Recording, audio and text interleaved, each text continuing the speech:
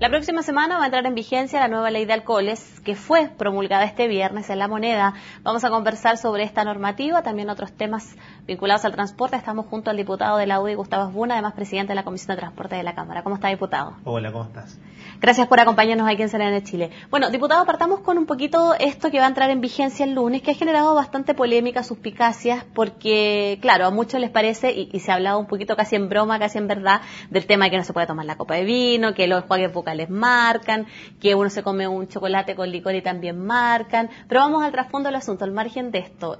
Finalmente, con esto apuntamos a tratar de crear responsabilidad en la gente para que no se provoquen los accidentes que están todos los días publicados en la prensa. Que lo que pasa, tenemos que separar las cosas. Aquí la sociedad en su conjunto tenía una deuda pendiente con las víctimas y con los familiares de las víctimas porque estaban en una verdadera impunidad. Tú veías casos como el de Kevin Silva, donde al chofer, por conducir en estado de ebriedad, que prácticamente lo dejó postrado en cama para toda su vida, 5 años de cárcel y suspensión de la licencia por 5 años. Entonces, en 5 años más el conductor va a seguir conduciendo. Y 5 años fue porque causó un revuelo a nivel nacional, porque generalmente en estos casos no se le da más de 1 año o 2 años con pena remitida. El caso de Verónica Selman.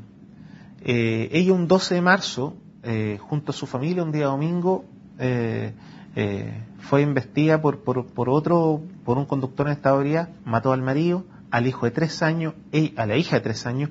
Ella quedó con una discapacidad física permanente y sus 2 hijos con un trauma severo. Entonces, eso te demuestra, y obviamente la condena no va a ser más allá de 3 años. Y va a tener 3 años de suspensión de licencia una persona que destruyó una familia completa. Entonces, primero, lo que hay que entender de que aquí lo que estamos haciendo es corregir y terminar con la impunidad que existía, y por otro lado también pagar una deuda pendiente. Porque no puede ser, en el fondo, que quienes son asesinados al volante hoy día tengan ese grado de impunidad. Entonces, por un lado, estamos corrigiendo eso, que es una deuda pendiente. Por otro lado, lo que se busca también es generar cierto grado de sensibilidad para que exista un cambio cultural en Chile.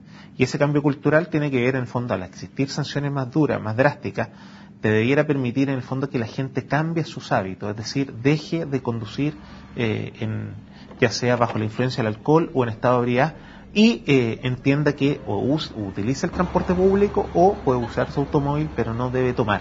Yo creo que lo que nosotros estamos haciendo hoy día es lo que se hace en muchos países del mundo. Yo no sé, siento que hoy día escucho a mucha gente que poco menos que se asusta, pero resulta que uno ve casos o países de Europa, Estados Unidos, países de la OCDE, tiene sanciones mucho más drásticas, donde la tolerancia es 0. O sea, aquí en Chile nosotros permitimos hasta una copa. En la gran mayoría de los países de Europa es 0 alcohol. Y no tan solo es 0 alcohol, sino que no existe la diferencia entre bajo la influencia del alcohol y el estado de ebriedad, sino que inmediatamente ese estado de ebriedad, aunque tú tengas 0,1 gramo de alcohol en la sangre. Y las sanciones son más drásticas que las nuestras. Entonces tú decís, si nosotros creemos de que nosotros estamos siendo drásticos, los invito en el fondo a informarse y a conocer la legislación internacional, que es muy distinta y mucho más dura. Por lo tanto, aquí nosotros todavía dejamos un margen de tolerancia y de libertad, donde la persona puede elegir libremente qué es lo que quiere hacer. Y por otro lado también, nosotros generamos la posibilidad que tú puedas tomar hasta una copa de vino. Diputado, ¿cómo se aborda otro tema que se puede presentar y que en algunas declaraciones leía que también lo mencionaba un miembro de la Comisión de Transporte de la Asociación de Municipalidad, el alcalde de Estación Central, Rodrigo Delgado? Y es que a lo mejor ante esto, en la medida que digamos la gente se comporte bien y respete la norma y todo, se va a provocar mucha gente transitando con peatón, digamos un peatón con efectos del alcohol. ¿Cómo regulamos eso o cómo también cuidamos también esa parte?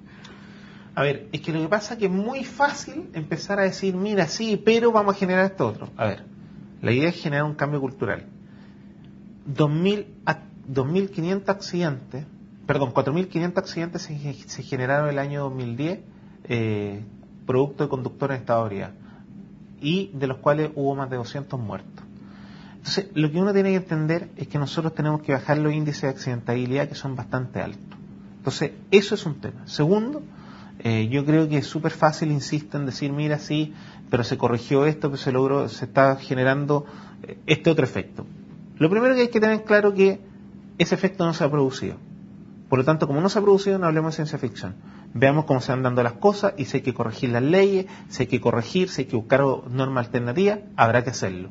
Pero hoy día lo que hizo Chile en el fondo es terminar con la impunidad y te insisto, es pagar una deuda pendiente que tenemos con las víctimas y con las familias de las víctimas, porque nosotros, todos los chilenos y toda la sociedad, cada vez que vemos un conductor en estado de ebriedad que asesina, que mata a una persona, que deja a una persona con una discapacidad permanente, todos nos horrorizamos, nos avergonzamos, llegamos a decir, pero ¿cómo en Chile nadie hace absolutamente nada?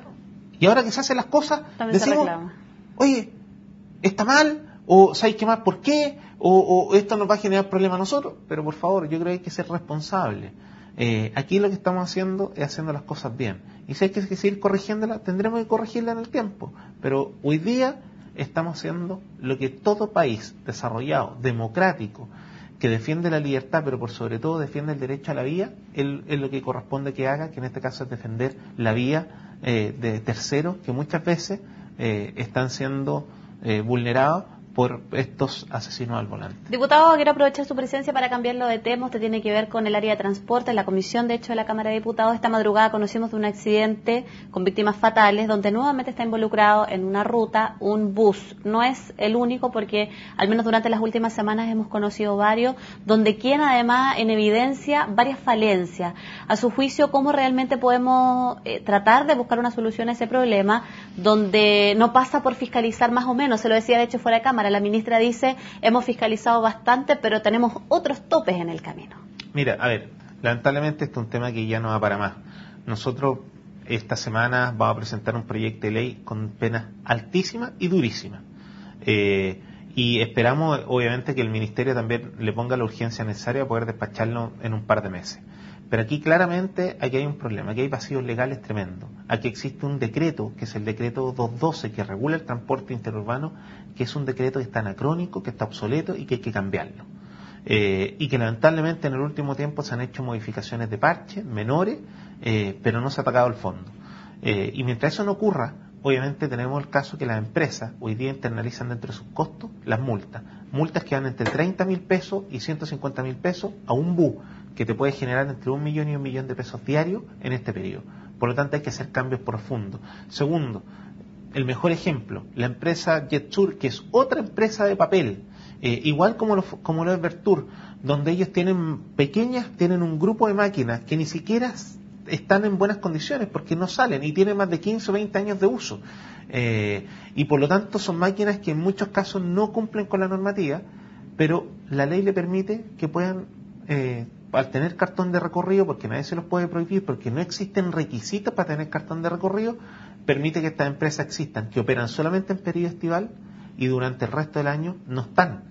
Y por lo tanto, y además subarriendan buses, y estos buses que son subarrendados, en el fondo se lo subarriendan a una persona que es dueña de la máquina, que no entra dentro de la jornada laboral de 4 horas, por lo tanto puede conducir 10, 11, 12 o 15 horas y nadie le puede decir nada porque obviamente la ley no lo sanciona. Entonces aquí hay temas claros, concretos que hay que corregir.